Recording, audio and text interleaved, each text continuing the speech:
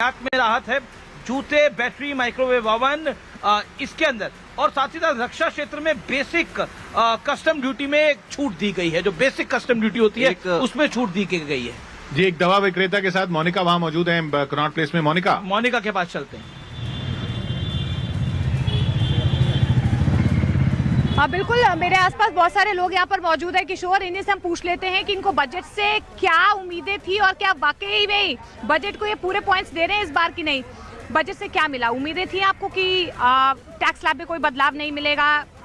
या होगा कुछ बदलाव? हाँ, क्योंकि लास्ट टाइम मेजर चेंजेस आए थे तो इस बार मुझको लग रहा था कि उतने चेंजेस इनकम टैक्सेस में नहीं आएंगे, लेकिन जिस तरह से हमारा मार्केट रिएक्ट कर रहा है, देख रहे हैं आज निफ्टी सेंसेक्स। हाँ, पर टैक्स का बोझ भी डाला नहीं है, अगर सेम रखा है। हाँ, तो उस तरह से उतना एक्सपेक्टेड नहीं है, तब भी मार्केट खुले हैं। आई वॉज एक्सपेक्टिंग एट मेरा पोर्टफोलियो तो ऊपर जाएगा, बट बिकॉज मेटल्स में भी डिप आया तो उसकी वजह से the portfolio is not performing well today.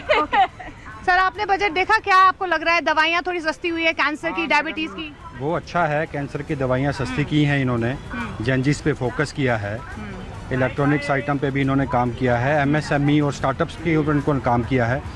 Income tax slab समझ में आ ही रहा था, लास्ट टाइम कर दिया इन्होंने, तो अब नहीं होगा। हालांकि एक्सपेक्ट कर रहे थे कि ये जो मेटल्स हैं उनको कंट्रोल करने के लिए कुछ लोग पॉलिसी लाएंगे, वो एक डिसअपॉइंटमेंट है, वो इनको लाना चाहिए था। अच्छा। और क्योंकि पिछले साल इलेक्शन था तो ऐसा एक्सपेक्ट कर रहे थे कि कुछ रेवोल्यूशनरी को तो करेंगे ये। अब तो कुछ ऐसा है नहीं। अब तो जिस स्टेट्स में जो इलेक्शंस हैं उसके हिसाब से इन्होंने चीज़ों को मॉडिफाई किया है। अच्छा, आपको ऐसा लगता है? नहीं, ऐसा है ही, ऐसा लगना है। अच्छा, क्योंकि लास्ट टाइम बिहार का इलेक्शन था तो उन्होंने उनको फोकस करा। अब महाराष्ट्र का चुनाव हो चुका है, अब आगे चुनाव साउथ में है, तो उसको इनको कंट्रोल करने के लिए कुछ पॉलिसीज लानी चाहिए थी। वुमेन्स के ऊपर इन्होंने अच्छा काम किया है। जो वो हर जिले में गर्ल्स हॉस्टल खुले जाएंगे, वो अच्छा किया है। दवा विक्रेता के साथ हैं प्रियंका। वो अच्छा किया है प्रियंका उधर। जी किशोर, देखिए देखिए जिस फार्मासिस्ट के पास मैं यहाँ पर हूँ, ये आयुर्वेद और एलोपैथी दोनों की दवाइयाँ जो है वो बेचते हैं।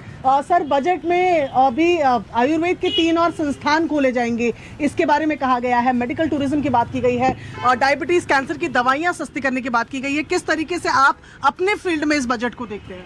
मैडम, अच्छा है कि 3 और नए इंस्टीट्यूट खुलेंगे। पेशेंट्स को रिक्वायरमेंट है इसकी, अगर खुलेगा तो उनके लिए बेनिफिट है ज़्यादा। मेडिसिन सस्ती होंगी तो उनके लिए बढ़िया है। तो आप आयुर्वेद का, क्योंकि आप यहाँ प्रोडक्ट्स, दवाइयाँ या ये सब बेचते भी होंगे, तो आपको कितना बेनिफिशियल होगा अगर इस तरीके के संस्थान और बढ़ते हैं, लोगों का रुख और आयुर्वेद से ही सब दवाइयाँ जो आएंगी इसके अंदर, उनका बेनिफिट पेशेंट्स को मिलेगा उसके अंदर। और आयुर्वेद ही एक चीज़ है जो एक बीमारी को जड़ से ख़त्म कर सकता है। वो अगर नए इंस्टीट्यूट खुल रहे हैं तो अच्छी बात है, पेशेंट्स के लिए अच्छा है।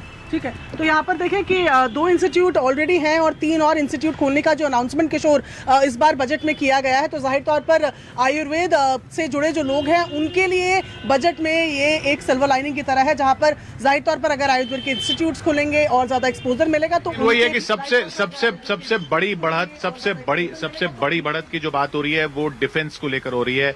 रक्षा बजट 7,80,000 करोड़ पर पहुंच रहा है।